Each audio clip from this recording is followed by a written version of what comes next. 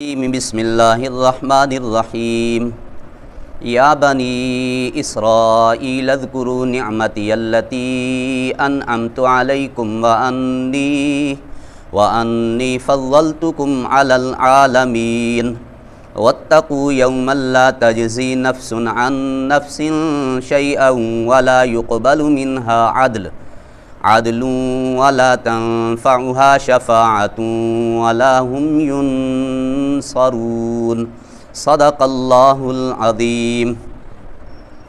سورۃ البقرہ آیت نمبر 122 اور 123 ہے۔ اللہ فرماتے ہیں اے بنی اسرائیل تم یاد کرو میری ان نعمتوں کو جو میں نے تم پر کی، وَأَنِّي فَضَّلْتُكُمْ عَلَى الْعَالَمِينَ، اور بے شک میں نے تمہیں جہان والوں پر فضیلت بخشی۔ وَاتَّقُوا يَوْمًا، ڈرو اس دن سے لا تجزی نفس عن نفس شیئا، کہ کوئی شخص کسی شخص کے کچھ کام نہ آئے گا، ولا يقبل منها عدل، نہ ہی ان سے فدیہ وصول کیا جائے گا، ولا تنفعها شفاعہ، نہ شفاعت ان کو فائدہ دے گی، ولا هم ينصرون، اور نہ ہی ان کی مدد کی جائے گی۔ ان آیات میں اللہ بنی اسرائیل کو خطاب فرما کے کہتے ہیں اے بنی اسرائیل، پہل تو دیکھیں نا، اللہ نے بنی اسرائیل کو بھی اس قرآن میں 3 دفعہ مخاطب فرمایا، اے بنی اسرائیل، اے بنی اسرائیل، اے بنی اسرائیل۔ حالانکہ پچھلی جو کتابیں ہیں تورات، زبور، انجیل، ان میں بھی اللہ نے بنی اسرائیل کو خطاب نہیں فرمایا۔ اللہ انبیاء کو مخاطب فرماتے تھے کہ اپنی اپنی امتیوں کو یہ پیغام پہنچا دو۔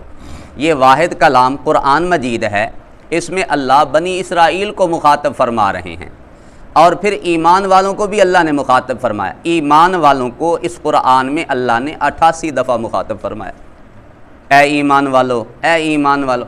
صحابہ کہتے ہیں جب ایمان والوں کا خطاب ہے نا تو ہر بندہ متوجہ ہو جایا کرے کہ اللہ مجھے بھی خطاب کر رہے ہیں، ہم بھی ایمان والوں میں شامل ہیں۔ یا ایھا الناس کا لفظ ہے، اے لوگو، پھر بھی ہم سب متوجہ ہو جایا کریں، لوگوں میں ہم بھی شامل ہیں۔ یہاں بنی اسرائیل کو خطاب ہے، اور پھر اللہ نے کتنا پیارا خطاب ان کو کیا ہے۔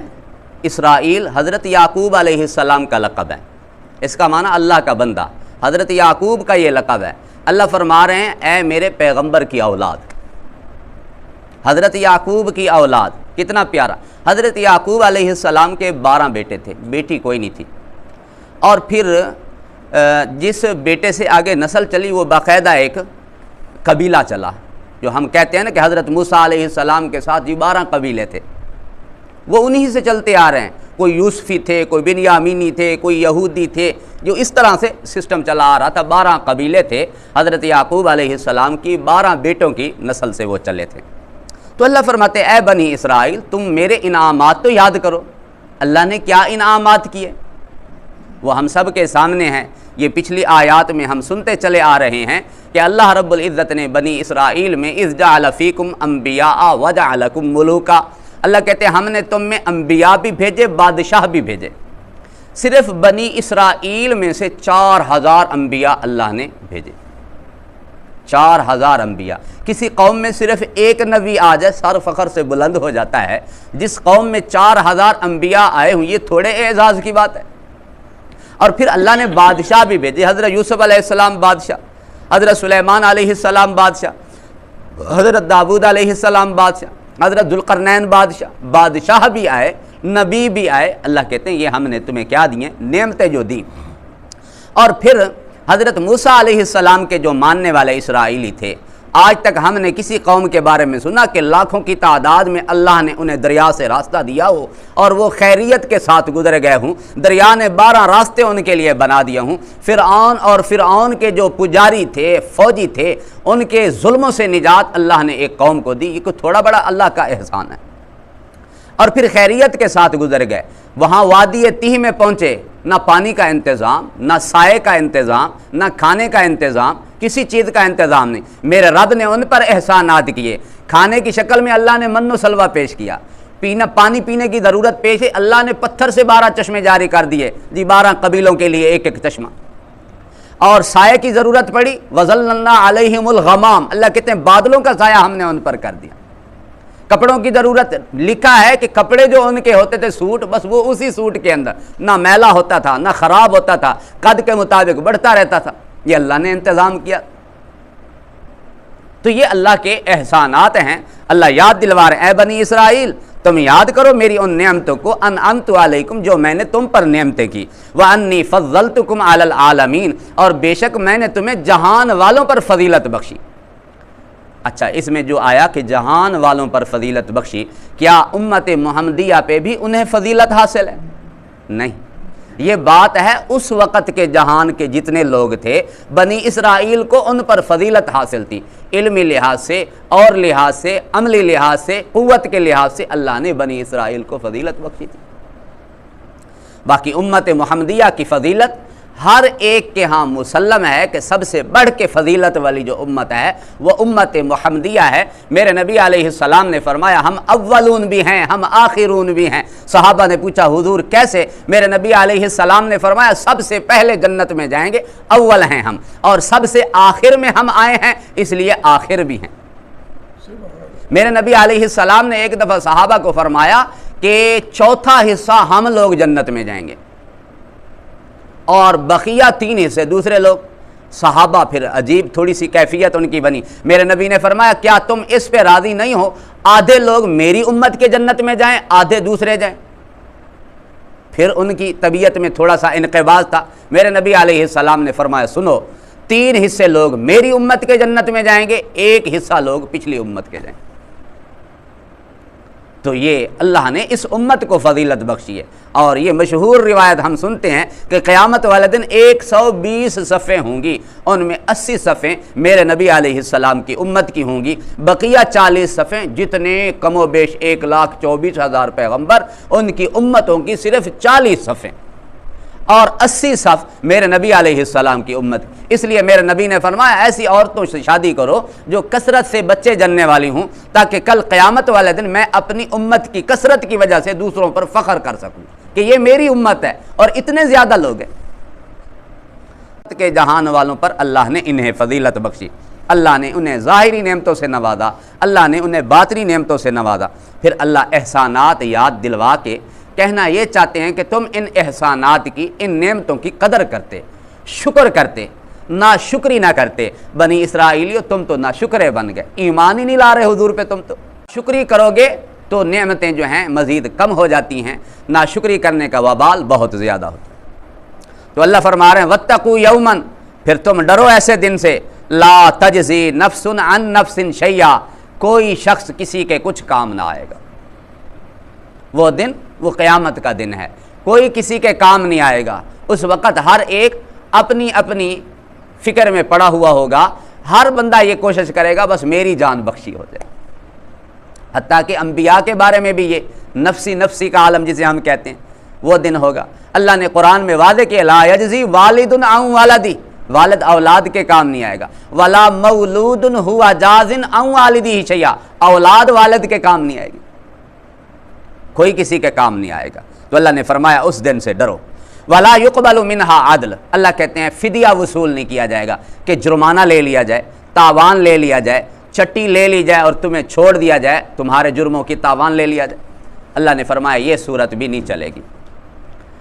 یود المجرم، ویسے قرآن میں اللہ نے فرمایا مجرم چاہے گا لو یفتدی من عذاب یومئذ ببنی، کاش میں آج کے دن اپنے سارے بیٹوں کو فدیے میں دے دوں خود نجات پا جاؤں۔ اللہ کہتے ہیں ایسا نہیں ہوگا۔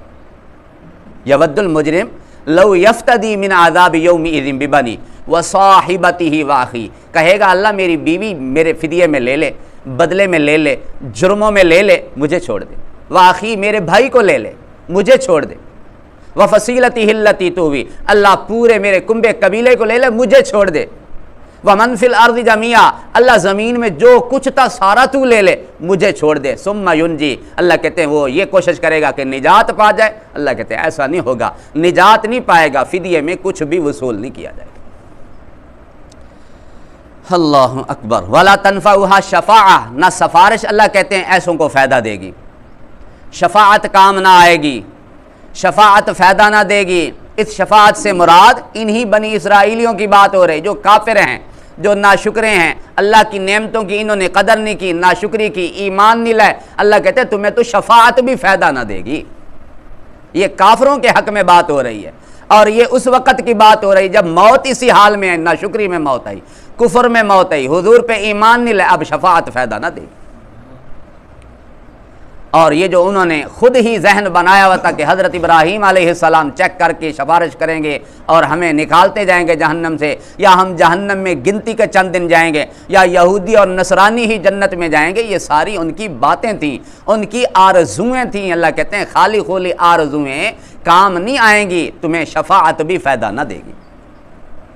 شفاعت فائدہ باقی ایمان والوں کو تو دے گی، ایمان والے گناہ گار ہیں پھر بھی فائدہ دے گی، ہاں کافر اور مشرک کے حق میں شفاعت نہیں۔ میرے نبی علیہ السلام نے فرمایا شفاعتی من لا یشرک باللہ شیئا، میری شفاعت اس بندے کے لیے ہوگی جو اس حال میں دنیا سے آیا کہ مشرک نہ ہو، جو مشرک ہوگا اس کے لیے شفاعت نہیں، مشرکوں کے حق میں شفاعت نہیں، اور اسی طرح کافروں کے حق میں شفاعت نہیں۔ اور دوسری بات یہ ورضی لہ قولا، شفاعت بھی ان کے لیے ہوگی جن پر اللہ راضی ہوگا، جن کے کام کرتوت، جن کی باتیں، جن کے اعمال اللہ کو پسند ہوں گے، ان کے حق میں میرا رب شفاعت کا اعلان کرے گا کہ ان کے حق میں شفاعت کرو۔ فرشتے شفاعت کریں گے، حضور شفاعت کریں گے، حفاظ کرام شفاعت کریں گے، علماء کرام شفاعت کریں گے، حتیٰ کہ جو انسان کی اولاد بچپنے کی حالت میں فوت ہو جاتی ہے وہ باپ کے حق میں شفاعت کرے گی، فائدہ ہوگا، مسلمانوں کو ہوگا، مومنین کو ہوگا۔ اس شفاعت کی بات ان کے حق میں ہے جو کافر ہیں، ان کے حق میں کوئی شفاعت قابل قبول نہیں۔ وَلَا هُمْ يُنصَرُونَ، اللہ کہتے ہیں نہ ہی ان کی مدد کی جائے گی، کسی طرح ہلہ بول دیا جائے، گن پوائنٹ پہ اللہ سے چھڑا لیا جائے ان کو، اللہ کہتے ہیں یہ بھی نہیں ہوگا۔ دنیا میں مجرموں کو چھڑانے کی 4 ہی صورتیں ہوتی ہیں، یا تو بندہ ضمانت پہ رہا کرا لیتا ہے، بھئی جب عدالت بلائے گی میرے ذمے آ گیا، یہ بندہ عدالت پہنچے گا، اس کو رہا کر دو، تو اسے جیلوں سے رہا کر دیا جاتا ہے کہ فلاں بندہ ضامن بن گیا اس کا۔ یا پھر وہ مجرم ثابت ہوتا ہے، اس کے جرم کا تاوان وہ دیتا ہے، اپنے جرم کا تاوان دیتا ہے، مجرم کو رہا کر دیا جاتا ہے۔ یا پھر کوئی تگڑی سفارش ہوتی ہے، کسی بڑے آدمی کی سفارش ہوتی ہے، سفارش سے وہ بندہ چھوٹ جاتا ہے، یا پھر عدالتوں سے یا پھر تھانوں سے، جیلوں سے گن پوائنٹ پہ رہا کرا لیا جاتا ہے۔ اللہ کہتے ہیں قیامت والے دن یہ 4 صورتیں تمہارے کام نہیں آئیں گی، نہ کوئی ضمانت تمہاری اٹھائے گا، نہ کوئی تمہارا ضامن بنے گا، نہ تم سے جرموں کے بدلے میں کوئی فدیہ وصول کیا جائے گا، نہ کوئی شفاعت کام آئے گی، اور نہ ہی تمہاری ویسے کوئی مدد کی جائے گی۔ اللہ کہتے ہیں اس دن سے ڈرو، اور یہ ڈر اگر پیدا ہو جائے نا، یہ ڈر بڑی بات ہے۔ تو اللہ بنی اسرائیلیوں کو خطاب کر رہے ہیں، کہہ رہے ہیں، ساتھ ساتھ ہمیں بھی سمجھا رہے ہیں کہ آپ بھی اس دن سے ڈریں، اور ہم اس آسرے پہ نہ رہیں، اس آسرے پہ، اس آس پہ، اس امید پہ نہ رہیں کہ میرا بیٹا شاید میرے کام آ جائے، یا میرا ابا میرے کام آ جائے، یا ہمارے محلے کے قاری اور مولوی صاحب ہمارے کام آ جائیں گے، یا حضور کی شفاعت ہمارے کام آ جائے گی۔ اس آس اور امید پہ نہ رہیں، ہاں باقی حضور شفاعت فرمائیں گے۔ اس لیے تو میرے نبی علیہ السلام نے اپنی فاطمہ کو فرمایا تھا، فاطمہ اپنے آپ کو جہنم کی آگ سے بچا لے، ورنہ کل قیامت والے دن میں محمد تمہیں نہیں چھڑوا سکوں گا۔ یعنی ڈر تو ہونا چاہیے نا، اور ایمان ہے ہی اسی چیز کا نام، امید اور خوف کے درمیان۔ حضرت عمر رضی اللہ تعالی عنہ فرماتے تھے، اللہ اگر کہہ دے نا کہ امت محمدیہ کے سارے افراد جہنم میں جائیں گے، ایک بندہ جنت میں جائے گا، میں عمر کو اتنی امید ہے اللہ سے کہ وہ ایک جنتی شاید میں ہوں گا۔ اور اگر اللہ یہ کہہ دے کہ سارے جنت میں جائیں گے امت محمدیہ کے افراد، ایک بندہ جہنم میں جائے گا، عمر مجھے ڈر لگتا ہے وہ ایک جہنمی بھی میں ہوں گا۔ تو ایمان اسی چیز کا نام ہے، اللہ پہ امید بھی قوی اور اللہ کا خوف بھی اتنا قوی ہو۔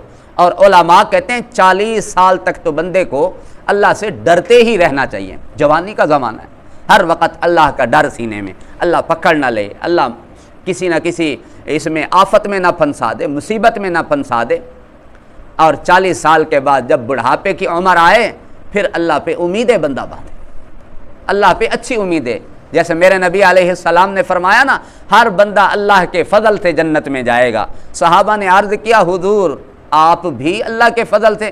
میرے نبی علیہ السلام نے فرمایا، ہاں میں بھی اللہ کے فضل سے جنت میں جاؤں۔ تو اللہ پہ امیدیں باندھیں، اللہ کی امید کے مطابق ہی پھر اللہ فیصلہ فرماتے ہیں۔ حدیث بھی ہے، انا عند ظن عبدی، اللہ کہتے ہیں میں بندے کے گمان کے مطابق فیصلہ کرتا ہوں۔ تو اللہ پہ اچھی امیدیں باندھیں گے، ساتھ ساتھ اعمال بھی اچھے کریں گے، وگرنہ اس حدیث کی رد میں نہ آ جائیں۔ میرے نبی علیہ السلام نے فرمایا عقل مند بندہ وہ ہے جو اپنا محاسبہ کرتا رہتا ہے، اپنا خیال کرتا رہتا ہے اور مرنے کے بعد والی زندگی کی تیاری میں لگا رہتا ہے۔ بے وقوف بندہ وہ ہے جو اپنی مرضی کے مطابق زندگی گزارتا ہے، خواہشات کے مطابق زندگی گزارتا ہے، اللہ پر صرف اچھی امیدیں باندھتا ہے، اسے بے وقوف کہا گیا۔ ہم نے اپنا خیال بھی رکھنا ہے، اپنا محاسبہ بھی کرنا ہے، ساتھ ساتھ اللہ پہ امیدیں بھی لگانی ہیں، مرنے کے بعد والی زندگی کی تیاری بھی کرنی ہے۔ اللہ ہم سب کو عمل کی توفیق نصیب کرے۔